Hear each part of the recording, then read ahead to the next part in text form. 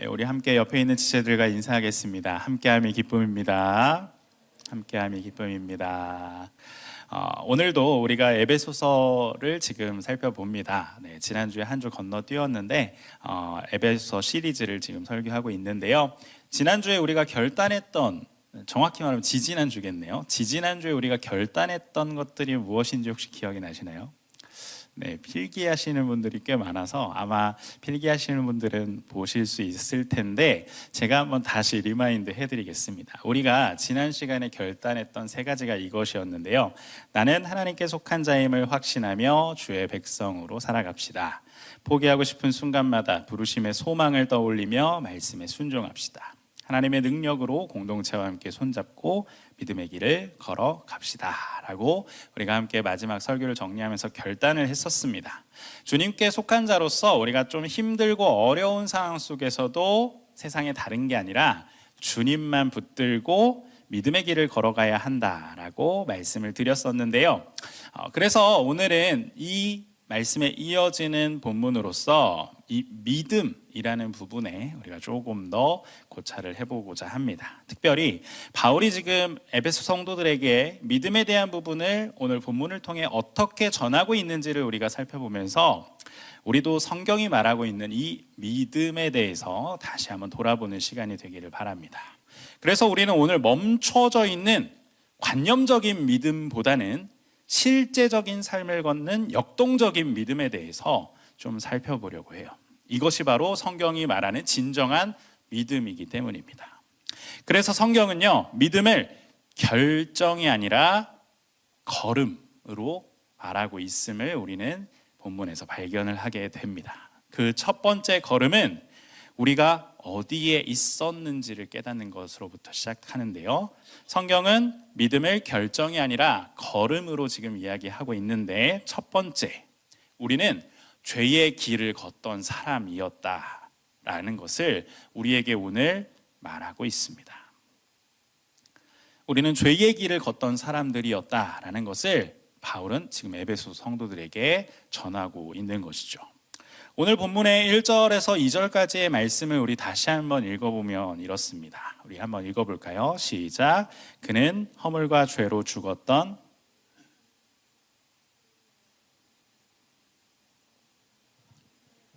공중에 권세 잡은 자를 따랐으니 곧 지금 불순종의 아들들 가운데서 역사하는 영이라. 아멘. 우리가 걸음이라고 방금 말씀드렸잖아요. 서론에서 언급했던 그런 행하다, 이 걷다라는 것이요, 오늘 이 2절에 나오는 그 가운데서 행하여라고 하는 이 행하다라는 단어에 담겨 있습니다. 이 행하다라는 단어는요, 헬라어로 페리파테오라고 하는 헬라어인데요, 합성동사예요. 페리와 파테오라는 이 동사가 합쳐진 단어인데, 페리는 옆에, 주변에 등등 이런 뜻을 가지고 있고, 파테오는 걷다, 밟다 이런 뜻이 있어요. 그럼 이 두 개를 합치면 어떤 뜻이 될까요? 주변을 걷다, 주위를 걷다 이런 뜻들이 되겠죠. 즉 주변으로 걷다, 옆에서 걷다라는 뜻이 있는 단어가 지금 여기에서 쓰였다라는 것이죠. 삶의 방식으로서 계속해서 걸어가는 것, 우리가 보통 삶의 방향을 걸음으로 표현할 때가 참 많잖아요. 그런 것들을 표현할 때 성경에서 이 페리파테오라는 단어를 사용한다라는 것이죠. 그런데 지금 2절에서 우리가 어디에서 행했다라고 말하고 있죠? 우리가 어디로 행했대요? 세상 풍조를 따르고 공중 권세자들을 따랐다라고 말하고 있습니다. 이걸요, 가장 쉽게 말하면, 한 글자로 표현한다면 우리는 무엇을 따르는 거예요? 죄를 따랐다는 것이죠. 세상의 권세자들, 그리고 세상의 욕심들, 세상의 흐름들에 우리가 따라갔다라는 것입니다. 우리 안에 죄가 있죠. 그래서 우리는 죄를 짓고 살아가는 것, 이것이 단순한 실수가 아니라 어찌 보면 당연하다라는 겁니다. 여러분, 예수님을 여러분이 만나기 전에 여러분 혹시 멈춰서 있던 분들 있으실까요? 그냥 난 아무것도 하지 않고 그냥 가만히 살아왔어 하는 분은 없죠. 예수님을 믿기 전에도 우리는 사실 열심히 살아갔습니다. 열심히 움직이며 일하며 세상 속에서 살아갔을 거예요. 그런데 여러분, 그 가운데서도 여러분은 결코 멈추어 있지 않았어요. 계속 삶을 걷고 있었죠. 그런데 어느 방향으로? 죄의 방향으로 걷고 있었다라는 것이죠. 죄의 길을 가끔 방문하는 게 아니라 사실은 그 길을 걷고 있었기 때문에 여러분이 죄를 지을 수밖에 없는 그러한 모습이었다는 것이죠. 한번 기차 선로를 여러분 머릿속에 떠올려 보십시오. 자, 기차는 저 선로 한 곳에 놓여지면 어떻게 되죠? 다른 곳으로 갈 수 있을까요? 없을까요? 없습니다. 내가 딴 곳으로 가고 싶다고 해서 기차가 딴 곳으로 가면 뭐가 돼요? 탈선이 되죠. 사고입니다. 큰일 나요. 기차는 오직 정해진 길로밖에 갈 수 없습니다. 정해진 목적지에 밖에 도달할 수 없어요. 그 마지막은 결국에 그 선로가 정해놓은 목적지로 가게 된다는 거죠. 여러분, 우리가 놓여져 있었던, 우리가 살아가고 있었던, 우리가 걷고 있었던 길도 마찬가지라는 거예요. 우리는 어느 길에 있었던 존재라고요? 죄의 길에 있었습니다. 우리 안에 죄가 있어요. 그래서 그 죄의 선로를 따라 걷는 거예요. 그러면 우리의 마지막 종착지는 어디일까요? 영원한 죽음이었어요. 그래서 모든 사람들은 다 이 죄의 길에 있었고 결국엔 마지막 종착지인 죽음으로밖에 갈 수 없는 존재였다라는 것입니다. 아무리 내가 착하게 살고 싶다고 결단하고 결심한다고 해서 여러분 그게 잘 지켜지던가요? 착하게 살아야지, 험한 말 하지 말자, 마음을 좀 착하게 고쳐먹고 살자, 이런 결단, 결심 여러분 종종 하시잖아요. 안 하나요? 네, 저만 하고 있나요? 네, 그런 결단을 막 해요. 근데 여러분, 세상 속에 여러분의 몸을 돌려 살고 있다 보면 그 결심을 한 게 무색하게도, 아니 결심을 내가 1분 전에 했는데 차를 타고 나가는 순간 바로 그 결심이 무너지는 경험들을 저만 해본 건 아니겠죠. 네, 저만 하지는 않았겠죠. 참 안타까운 모습이잖아요. 내가 그렇게 스스로 결단하고 선택하고 싶어 하지만 나는 그렇게 살 수 없어요. 왜? 우리는 이미 죄의 길이라고 하는 그 죄의 선로에 놓여져 있기 때문입니다. 우리 스스로 그렇게 결단하고 선택하고 싶어 하지만 세상의 모습을 닮아가는 게 어찌 보면 당연한 존재가 우리였다는 것이죠. 분노가 습관이 되고 비교가 기본값이었고 정직보다는 편법이, 하나님의 결정 없이 내 결정으로 살아가는 게 더욱 편했던 것이 바로 우리의 모습이었어요. 그래서 죄라고 하는 선로를 따라 죄를 지으며 살아갈 수밖에 없었고, 그래서 마지막 영원한 죽음이라고 하는 그 종착역에 도달할 수밖에 없었던 게 우리였다라고 오늘 바울은 말하고 있는 거죠. 그래서 바울은 3절에서 우리의 옛 모습을 떠올리게 합니다. 전에는 우리도 다 그 가운데서 우리의 육체의 욕심을 따라 지내며 육체와 마음에 원하는 것을 하여 다른 이들과 같이 본질상 진노의 자녀였더니, 어찌 보면 이 죄가 문제가 아니라는 거죠. 우리가 어느 방향으로 살아가고 있는 게 문제라는 거예요. 죄의 길을 걷고 있다는 게 문제라는 것이죠.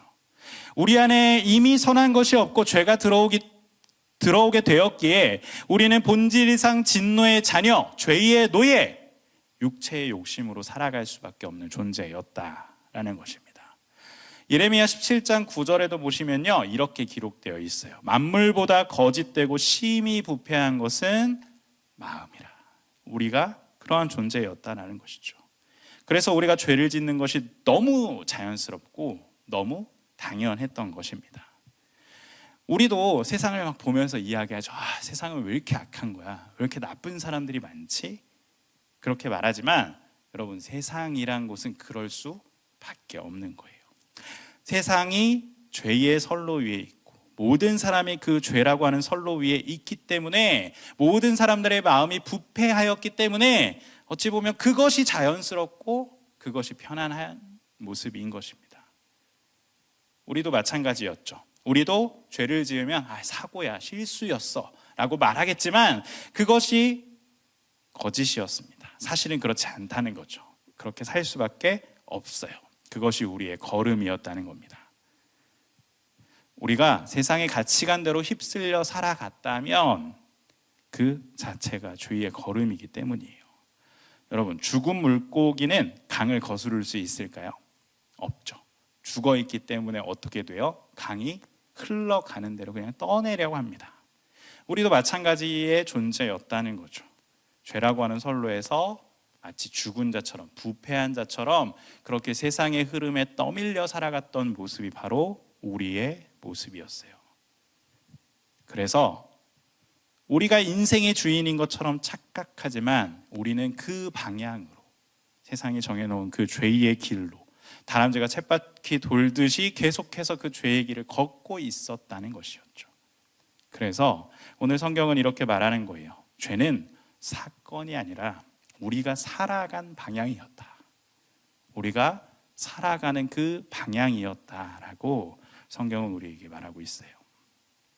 사실 우리도 이 길 위에 있었음을 바울이 말하고 있는 거죠. 믿음이라는 것은 이 길 위에서, 죄의 길 위에서 우리가 조금이라도 잘 걸어봐라, 이 죄의 길에서 뭔가 너는 좀 다르게 해봐라 라고 말하는 게 결코 아니에요. 왜? 본질적인 이유가 있기 때문이죠. 그 길 위에 있다면 우리는 결국 죽음이라고 하는 종착역에 다다를 수밖에 없다는 거죠. 그러면 우리는 어떻게 해야 할까요? 이 믿음의 길로 갈 수 없는 존재로 영원히 남겨져서 죄를 지으며, 죄만 지으며 그 죄의 걸음을 걸어가는 존재로 남게 될까요? 결코 그렇지 않아요. 오늘 성경에서는 복음은 길 자체가 바뀐 사건이라고 우리에게 말하고 있습니다. 두 번째로 우리는 은혜의 길로 옮겨진 사람들이라는 것을 바울은 다시 한번 그들에게 전하고 있습니다. 우리가 이 죽음의 길에서 죽어 사라져 버렸다면 오늘 본문을 읽을 필요도 없어요.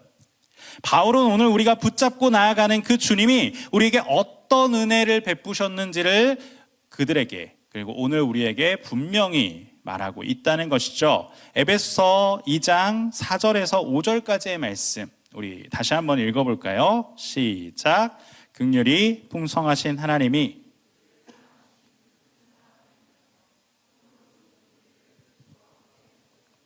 너희는 은혜로 구원을 받은 것이라. 아멘. 여러분, 방금 우리가 3절하고 4절을 쭉 읽으셨잖아요. 그런데 이 원문상에는요 3절 바로 앞에 접속사가 하나 붙어 있어요. 뭐냐면 그러나라고 하는 접속사가 붙어 있습니다. 즉 우리는 원래, 우리도 사실 그 앞에 있었던 죄의 길을 걷던 자들이었고 그것이 당연한 사람들이었다고 말했지만 여기에서 어떻게 되는 거예요? 반전이 일어나는 거죠. 그러나 라고 하는 이 위대한 반전으로 바울은 지금 놀라운 사실을 우리에게 전해주고 있다는 거예요. 긍휼의 하나님께서 큰 사랑으로 우리를 누구와 함께? 그리스도와 함께 살리셨다. 부패하였던, 그렇게 죽어버릴 수밖에 없었던 우리를 누구와? 그리스도와 함께 살렸다라고 그는 우리에게 말하고 있는 것이죠. 이 살림, 이것이 구원인데 이 구원은 우리가 무엇으로 받았대요? 은혜로 받았다고 말합니다. 은혜로 받았다고 강조하고 있습니다. 이 그러나가 우리 인생의 분기점이 되는 거예요. 선로를 가는 기차는 오로지 정해진 길로밖에 갈 수 없지만 그러나 그 선로에서 벗어날 수 있는 단 한 가지의 방법이 있습니다. 뭐예요? 분기점. 무엇인가를 돌리면 옆에 선로로 빠져나갈 수 있게 되잖아요. 지금 이 그러나가 마치 그러한 존재인 거예요. 우리가 죄의 길을 걷고 있었는데 죄의 선로에 서서 지금 죽음이라고 하는 종착역으로 가고 있던 도중에 분기점이 지금 나타났고 그 분기의 버튼을 주님께서 눌러주셔서 우리의 선로가 어떻게 됐어요? 옮겨졌다는 것을 지금 바울은 이야기하고 있어요. 우리는 여전히 죄의 길을 걷고 있었는데 하나님께서 사랑으로서 우리의 삶 속에 개입해 오신 거죠. 5절에 살리셨다라는 부분과 6절에 보시면 함께 일으키사, 그리고 함께 하늘에 앉히시니 라고 하는, 여러분 이 세 가지의 동사의 주어는요 하나님이에요. 즉 하나님의 다 이 동사가 걸려 있어요. 긍휼이 풍성하신 하나님께서 우리를 살리셨고, 긍휼이 풍성하신 하나님께서 우리를 함께 일으키셨고, 긍휼이 풍성하신 하나님께서 우리를 하늘에 앉히신 거예요. 이 과정 가운데 우리가 한 것, 내 공로는 단 1%, 아니 0.001%도 없어요. 누가 하셨다고요? 오직 하나님이 하셨다고요. 우리를 살리셨고 일으키셨고 함께 앉혀주셨다는 것입니다. 8절과 9절의 말씀이 이것을 보여주죠. 너희는 그 은혜에 의하여 믿음으로 말미암아 구원을 받았으니 이것은 너희에게서 난 것이 아니요 하나님의 선물이라. 행위에서 난 것이 아니니 누구든지 무엇하지 못하게 자랑하지 못하게 하려 함이라. 아멘. 내가 열심히 걸어서 도착하는 게 은혜가 아니라는 거죠. 하나님이 나를 죽음의 길에서 살리셔서 일으키시고 예수님과 함께 가는 길에 앉히셨다는 것, 나를 들어서 이제는 죄의 길이 아닌 은혜의 길로 옮겨주셨다는 것이 바로 이 놀라운 주님의 사랑, 은혜임을 기억해야 합니다. 때로 우리는 종종 신앙생활을 하다 보면 은혜라고 하기보다는 종종 내 노력의 결과라고 여길 때가 여러분 분명 있잖아요. 그래도 내가 좀 뼈를 깎는 결심을 했으니까 지금 좀 내 삶이, 내 신앙의 모습이 좀 변한 거 아니겠어? 내가 이런 결단을 하고 결심을 했기 때문에 지금 이러한 모습으로 변화된 거 아닐까? 그래도 내가 좀 수고했지 라고 하는 이러한 내 스스로의 공로를 사실 우리는 은연중에 높이려 합니다. 그렇지만 여러분, 우리가 이렇게 스스로 결단을 했다 한들 우리가 그러한 모습으로 변할 수 있는 궁극적인 이유, 근본적인 이유는 뭐라고요? 우리가 그 죄의 길에, 더 이상 그 죄의 길에 머무는 것이 아니라 어느 길로 옮겨졌기 때문에, 은혜의 길로 옮겨졌기 때문에 이것이 가능하다는 거예요. 은혜의 길로 옮겨질 수 없었다면 아무리 결단하고 결심한다 한들 우리에게 이러한 변화는 결코 찾아올 수 없다는 것입니다. 그래서 믿음이라고 하는 이것은 결코 우리에게서 난 것이 아니다라는 것이죠. 은혜에 의하여 죄만을 행할 수밖에 없는 그 길에서 죽을 우리를 건져주셔서 은혜의 길로 옮겨주셨어요. 이것을 우리는 구원이라고 합니다. 그래서 이것은 우리가 이룬 게 결코 아니죠. 그래서 이건 누구의 행위도 결코 아닙니다. 우리가 무엇을 이루어서 받은 게 아니라는 겁니다. 그래서 그 누구도 내가 이걸 이뤘어, 내가 이러한 삶을 살고 있어 라고 자랑할 수 없다는 것을 우리에게 보여주고 계십니다. 아무리 우리가 잘 걸으려고 해도요, 죄의 길에 있다면 결코 그럴 수 없지만 우리를 은혜의 길로 옮겨주셨기 때문에 이제 우리가 그러한 삶을 살게 된 것이죠. 그래서 은혜는 우리를 잘 걷게 한 게 아니라 길을 옮겨주신 사건이다라는 것을 여러분이 잊지 말아야 합니다. 내 길이 옮겨졌기 때문에, 이 은혜가 우리에게 주어졌기 때문에 내가 변화된 삶을 살아갈 수 있는 거예요. 송태근 목사님께서 쓰신 그리스도 안에서 함께하라 라는 책에 보시면 목사님이 이 본문에 대해서 이렇게 말씀을 하시는 걸 발견하는데요. 우리는 선한 일을 위하여 지음받았으나 바울은 이전에 우리가 죄와 허물 가운데 걸었다고 말했다. 하나님의 자비로운 구원은 우리가 걸어갈 길을 바꾸어 놓았다. 선한 일 가운데로 걸어가도록 하신 것이다. 구원은 우리의 삶의 방향과 걸음을 완전히 바꾸어 놓는다 라고 말씀하십니다. 그래서 우리가 변화될 수 있는 거예요. 은혜의 길 위에 서 있다는 것은 이미 우리가 하나님의 자녀가 되었다라는 것을 보증합니다. 선로가 변했기 때문이죠. 돌아가고 싶어도 여러분 이제 돌아갈 수 없어요. 그런데 또 이 말씀을 전하면요, 어떤 사람들은 이러한 생각을 품어요. 그럼 내가 돌아갈 수도 없고 우리의 선로가 옮겨졌으니 그럼 나는 이제부터 그냥 자유롭게 살면 되는 건가? 막 살아도 되는 거야? 라고 생각하는 경우들이 있어요. 바울 당시의 사람들도 동일한 생각을 했습니다. 구원받았다면, 이게 율법도 죄의 지배도 없이 이제 우리가 자유를 누릴 수 있다면 이제 우리는 그냥 이것들 없이 마음대로 살아도 됩니까? 라고 묻는 자들이 있었다는 거죠. 그러한 그들에게 바울은 우리의 길을 옮기신 하나님의 목적을 다시 한번 분명히 전달해 주고 있습니다. 세 번째가 바로 이것입니다. 우리는 선한 일을 따라 걷도록 부름을 받았다는 것이죠. 믿음은 결단이 아니라 걸음인데 우리를 어떤 걸음을 걷게 하셨다고요? 선한 일을 따라 걷도록 우리를 부르셨다, 우리를 옮겨 놓으셨다라는 것을 오늘 본문에서는 말하고 있습니다.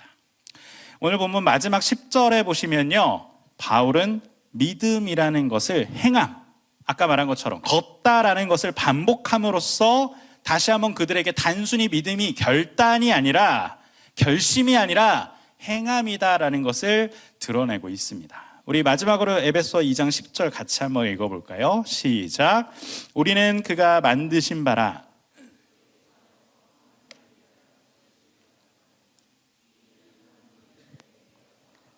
그 가운데서 행하게 하려 하심이니라. 아멘. 죄의 길을 걷던 것도 아까 위에 보시면 2절에 보시면 뭐라고 표현되었었죠? 행하다 였잖아요. 지금 여기에서 10절에서도 무엇으로 쓰여요? 선한 일을 위하여 우리를 지으셨고 예비하셨다라고 이야기하면서 어떻게 하려? 행하게 하려 우리를 그렇게 예비하셨다라고 말씀하십니다. 우리 지지난주에 말씀에서 봤잖아요. 1장 말씀 우리 볼 때 주님께서 우리를 자녀로 예정하셨다라고 했죠. 성령으로 인치시고 보증하셨다라고 우리가 이미 다 들은 말씀이잖아요. 그러한 우리는 선택을 받았는데 무엇을 위해 선택받았다? 선한 일을 위하여, 이것을 어떻게 하게 하기 위해? 행하게 하려고 우리를 부르셨다라고 말해요. 여러분, 사실 이 행함이 없는 믿음은 죽은 것이다 라고도 표현하기도 하잖아요. 네, 디트리 본회퍼 목사님께서는 삶의 변화가 없는 구원을 값싼 은혜라고 부르십니다. 아주 신랄하게 비판을 하셨는데, 바울이 바로 10절에서 이것이 결코 우리가 받은 이 은혜가 값싸지 않다라는 것을 드러내고 있는 거예요. 값비싼 부르심을 받은 존재가 바로 우리라는 것을 말하고 있다는 것이죠. 우리가 선한 일을 해서 구원을 받는 것은 아니죠. 그러나 주님께서는 선한 일을 하게 하기 위해 우리를 구원하셨습니다. 우리를 은혜의 길로 옮겼다는 것이죠. 길가에 단순히 우리를 세워두고, 그 은혜의 길가에 우리를 그냥 세워두고 우리를 가만히 서서 구경하는 존재로 우리를 부르게 하신 게 아니라 우리를 그곳으로 불러주셔서 그 길을 걷게 하신 것이 바로 주님이시라는 것이죠. 이 길을 따르는 모습은 성경에서 사실 굉장히 많이 쓰이는 모습인데요. 마가복음 10장 52절에 보시면요, 마지막 절에 예수를 길에서 따르니라 라고 되어 있어요. 근데 여기에 쓰이는 이 헬라어를 보시면 제가 이걸 하면 좀 애매하니까 그 길을 따라서 걷다, 길을 따라가다 라는 의미가 쓰였어요. 그러한 단어가 쓰였다는 것이죠. 그런데 여러분, 이 본문이 어떤 그 상황이죠? 어떤 상황일까요? 맹인이 앞을 보게 된, 예수님께서 맹인의 눈을 고쳐주신 그 사건 뒤에 나오는 그 단어예요. 그래서 이 말씀을 그냥 직역하면 예수님의 길을 따라가다가 되는 것이죠. 그가 눈이 떠졌어요. 맹인이 평생을 보지 못하던 사람이 예수님에 의해서 눈이 떠졌단 말이죠. 구원이죠. 그런데 여러분, 그 못 보다가 눈이 떠졌으면 얼마나 보고 싶은 게 많을까요? 자기가 얼마나 보고 싶고 하고 싶은 게 많았을까요? 근데 그의 모습을 보시라는 거죠. 그는 그 눈을 뜨자, 그가 구원받게 되자 어떻게 했대요? 예수님의 길을 따라갔다라고 지금 성경이 기록하고 있는 거예요. 그 선한 길이 바로 그 주님의 길, 주님과 함께 걷는 거라는 것을 성경은 이야기해주고 있는 거예요. 미가서에서도 이렇게 말합니다. 사람아, 주께서 선한 것이 무엇임을 내게 보이셨나니 여호와께서 내게 구하시는 것은 오직 정의를 행하며 인자를 사랑하며 겸손하게 내 하나님과 함께 행하는 것이 아니냐라고 말씀합니다. 하나님과 함께 행하는 것, 즉 그의 길을 따라가는 것, 그것이 바로 선한 걸음이라는 거예요. 그런데 여러분, 이 길은 우리가 결코 혼자 갈 수 없습니다. 구원받았으니 아무것도 안 하고 멈춰 서 있으면 이룰 수 있는 게 결코 아니라는 거예요. 그런데 내 능력으로도 이거는 이룰 수 없어요. 원래 우리는 본질상 뭐가 있었어요? 죄가 있었잖아요. 그래서 우리가 이것을 다 이룰 수가 없어요. 그래서 그러면 우리 이거 이룰 수 없는데 굳이 우리를 왜 이 길로 옮겨 놓으셨을까? 라고 생각하실 수 있잖아요. 그래서 성경에는 다 답이 있습니다. 갈라디아서 5장 24절에서 25절의 말씀을 보면 이것에 대한 답이 있어요. 우리가 그 길로 옮겨졌는데 그럼 이제 어떻게 하나님과 함께 선한 길을 걸어갈 수 있을까에 대한 답이 저기 있어요. 같이 한번 읽어볼게요. 시작. 그리스도 예수의 사람들은 육체와 함께 그 정욕과 탐심을 십자가에 못 박았느니라. 만일 우리가 성령으로 살면 또한 성령으로 행할지니. 아멘.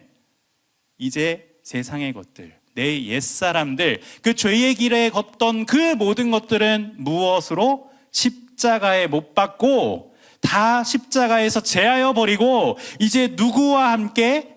내 안에 계신 성령, 나를 하나님의 자녀로 인치시고 보증하셨던 그 성령과 함께 어떻게 하라? 행하라. 그 길을 따라 걸어가라 라고 성경에서는 우리에게 답을 줍니다. 그 선한 길을 따라 걷는 실제적인 삶의 행동이 있을 때 우리는 비로소 무엇으로 산다라고 말할 수 있는 거예요? 믿음으로 산다라고 말할 수 있는 겁니다. 믿음은 그래서 멈춤이 아니라 선한 길 위를 따라 걷는 삶인 거예요. 여러분, 선한 길을 걷는 것은 거창한 게 아닙니다. 일상이라고 하는 지극히 현실적인 여러분의 그 땅 위에서 우리가 구체적으로 걷는 발걸음 하나하나가 바로 이 선한 길이 될 것입니다. 관계 속에서 나를 힘들게 하는 사람을 욕하는 것 너무 쉽죠. 우리의 옛 모습이 그랬으니까요. 그런데 내 입술을 지켜달라 기도하며 침묵해 보는 것도 선한 걸음 중에 하나예요. 손해볼 것이 뻔한데 남들 다 하는 편법, 내가 잠깐 참고 비록 손해를 볼지언정 내가 하나님의 자녀로서 정직하게 살겠다라고 하는 그 결단과 행동이 있다면 그것도 여러분의 선한 걸음 중에 하나가 된다는 것이죠. 바보 같아 보일지도 모르겠지만 그것이 주님과 걷는 당당한 걸음이 된다는 것을 기억하시면서 이러한 선한 길을 걸어갈 수 있는, 주님과 함께 걸어갈 수 있는 이 믿음이 여러분에게 있기를 소망합니다. 사랑하는 맑은 생광천교회 청년 여러분, 너무나도 우리는 익숙하게 죄의 길을 걸어왔지만 우리 스스로가 이 길을 선택할 수 없었습니다. 하지만 주님의 은혜로, 그러나 주님의 은혜로 우리가 걷는 길 자체가 옮겨졌다는 것, 여러분 결코 잊지 마시기 바랍니다. 그래서 이제는 구원받은 우리는 이 선한 길, 옮겨진 그 은혜의 길을 선한 일을 하기 위해 그 선한 길을 걷도록 부름받은 사람이 되었다라는 놀라운 사실을 기억하면서 그렇게 살아갔으면 좋겠습니다. 믿음은 결정이 아니라 걸음입니다. 오늘 이 말씀을 듣고 교회 문 밖을 나가는 순간부터 여러분의 진짜 믿음이 시작될 거예요. 여러분의 삶의 걸음이 믿음의 걸음이 될 것입니다. 하나님께서는 당장 여러분에게 뛰라고 다그치지 않으시는 분이에요. 한 걸음 한 걸음 주님께서 옮겨주신 그 길 위에서 여러분의 오늘의 한 걸음을 떼라고 말씀하시는 분이 주님이십니다. 우리는 아무 길이나 걷는 자들이 결코 아니에요.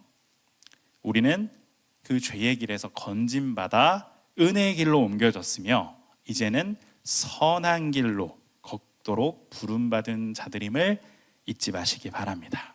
오늘 하나님은 그 길을 우리에게 준비해 두셨고 우리는 그 길을 걷기만 하면 됩니다. 이번 한 주간 동안 무언가 거창한 계획을 세우기보다는 내가 할 수 있는 그 작은 실천들을 붙들어 보는 한 주가 되기를 바랍니다. 그래서 여러분의 그 작은 걸음들이 모여서 믿음의 여정이 될 것을 기대하며 하루하루 주님이 우리에게 원하시는 그 선한 걸음을 걸어가 볼 수 있는 저와 여러분이 되기를 주님의 이름으로 축복합니다.